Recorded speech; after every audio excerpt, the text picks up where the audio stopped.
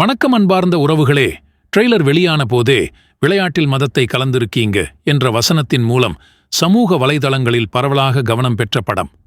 கூடவே ரஜினியின் சிறப்புத் தோற்றம், நீண்ட இடைவெளிக்குப் பிறகு ஐஸ்வர்யா ரஜினிகாந்தின் இயக்கம் என்ற எதிர்பார்ப்புகளுடன் வெளியாகியுள்ள லால் சலாம் திரைப்படம் அந்த எதிர்பார்ப்புகளுக்கு நியாயம் செய்ததா என்று பார்க்கலாம். இஸ்லாமியர்கள் பெரும்பான்மையாக வாழும் முரார்பாத் என்ற கிராமத்தில் முஸ்லிம்களும் இந்துக்களும் அண்ணன் தம்பியாக பழகி வருகின்றனர்.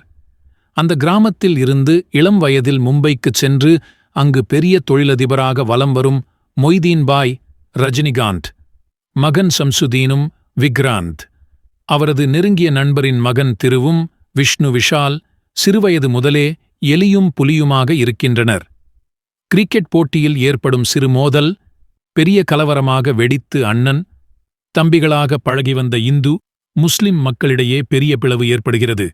இதனைத் தொடர்ந்து கிராமத்தில் தேர் திருவிழா நடத்த இந்து மக்கள் முடிவு செய்யும்போது ஓர் அரசியல் கட்சியின் சதியால் திருவிழா தடுக்கப்படுகிறது. இறுதியில் இந்துக்களுக்கும் முஸ்லிம்களுக்கு இடையே ஒற்றுமை நிலவியதா?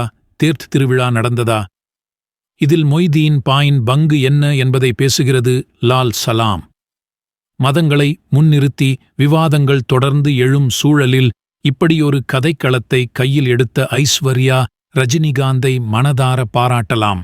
மத நல்லிணக்கத்தை வலியுறுத்துகிறேன் என பிரச்சார நெடியுடன் வலிந்து திணிக்காமல் காட்சிகளுக்குத் தேவையான வசனங்களின் மூலம் முக்கியமான கருத்தை பார்வையாளர்களிடம் கொண்டு சேர்ப்பதில் ஓரளவு வெற்றியும் பெறுகிறார். படத்தின் முதல் பாதி முழுவதும் முரார்பாத் கிராமத்தில் வாழும் மக்களைப் பற்றியும், விஷ்ணு விஷால் விக்ராந்த் இடையிலான பகைமை, விளையாட்டில் தூவப்படும் வெறுப்புணர்வு மெல்ல எப்படி ஒரு கிராமத்தையே பாதிக்கிறது உள்ளிட்ட விஷயங்கள் நான் லீனியர் முறையில் சொல்லப்படுகிறது. கலவரத்தைத் தொடர்ந்து சிறைக்கு சென்று வெளியே வரும் விஷ்ணு விஷால், அவர் எதிர்கொள்ளும் பிரச்சினைகள், இடையில் ஒரு காதல் பாட்டு என சற்றே தொய்வுடன் தொடங்கும் படம் ரஜினியின் என்ட்ரிக்கு பிறகு சூடு பிடிக்கிறது. சமீப வருடங்களில் வெளியான ரஜினி படங்களையே தூக்கி சாப்பிடும்படியாக ரஜினிக்கு ஒரு மாஸ் இன்ட்ரோ காட்சி, கூடவே ரஹ்மான் குரலில் ஜலாலி ஜலாலி பாடல் ரஜினி ரசிகர்களுக்கு நிச்சயம் செம விருந்து. அதற்கு நியாயம் செய்யும் வகையில் ரஜினியின் கதாபாத்திர வடிவமைப்பும் சிறப்பு. ஷார்ப்பான வசனங்கள், வயதுக்கு ஏற்ற பக்குவமான கேரக்டர் என தன்னுடைய திரை ஆளுமையால் மொத்த படத்தையும் தாங்கிப் பிடிக்கிறார். சிறப்புத் தோற்றம் என்று விளம்பரப்படுத்தப்பட்டாலும் ஏறக்குறைய முழு படத்திலும் ரஜினியின் ஆதிக்கம்தான்.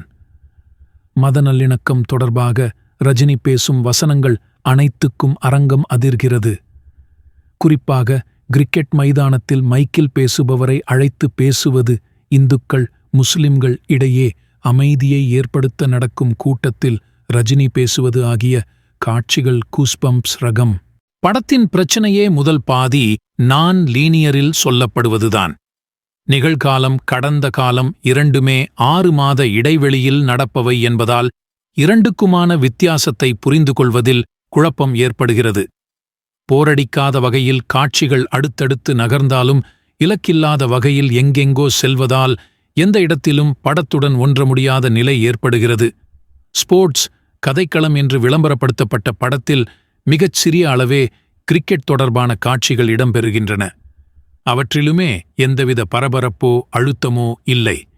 படத்தின் மையக்கரு தேர்த் திருவிழாவா அல்லது கிரிக்கெட்டா என்று தெளிவாக சொல்ல முடியாமல் தடுமாறியுள்ளனர்.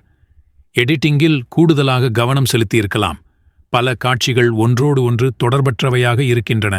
ரஜினி தவிர்த்து விஷ்ணு விஷால், விக்ராந்த், தம்பி ராமையா, செந்தில், ஜீவிதா, விவேக் பிரசன்னா, மூணாறு ரமேஷ் என அனைவரும் தங்கள் பங்கை சிறப்பாக செய்துள்ளனர். விஷ்ணு விஷாலுக்கு ஜோடியாக வரும் அனந்திகா சனில்குமார் ஒரே ஒரு பாடலுக்கு மட்டும் உதவியிருக்கிறார். படத்தில் முக்கிய கதாபாத்திரம் என்று சொல்லப்பட்ட தன்யா பாலகிருஷ்ணாவின் காட்சிகள் பெரிதாக இல்லை. வெட்டப்பட்டனவோ? சமூக வலைதள சர்ச்சை காரணமா என்று தெரியவில்லை. இறுதிக் காட்சியில் ஓரிரு நிமிடங்கள் வந்தாலும் ஈர்க்கிறார். ரஹ்மானின் பின்னணி இசை கவனிக்க வைக்கிறது. தேவாவின் குரலில் வரும் அன்பாளனே பாடல் இதயத்தை உருக வைக்கிறது. தேர் திருவிழா பாடல் மறைந்த ஷாகுல் ஹமீதுவின் குரலை மூலம் பயன்படுத்தியிருக்கும் ஒரு பாடலாகியவை சிறப்பு. படத்தில் பல இடங்களில் எமோஷனல் காட்சிகள் நன்றாக கைகொடுத்துள்ளன.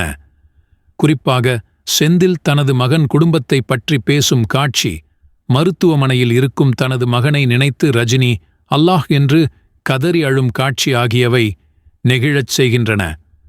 சமூக வலைதளங்களில் மதங்களை முன்வைத்து ஒருவர் மீது ஒருவர் வீசும் வன்மக் கணைகளுக்கு நடுவே ஒரு முக்கிய கருத்தை ரஜினி என்ற பிராண்ட் உடன் சுமந்து வந்திருக்கும் லால் சலாம் படத்தை தாராளமாக வரவேற்கலாம். திரைக்கதையை மெருகேற்றி காட்சிகளில் அழுத்தம் கூட்டியிருந்தால் இன்னும் கொண்டாடப்பட்டிருக்கும்.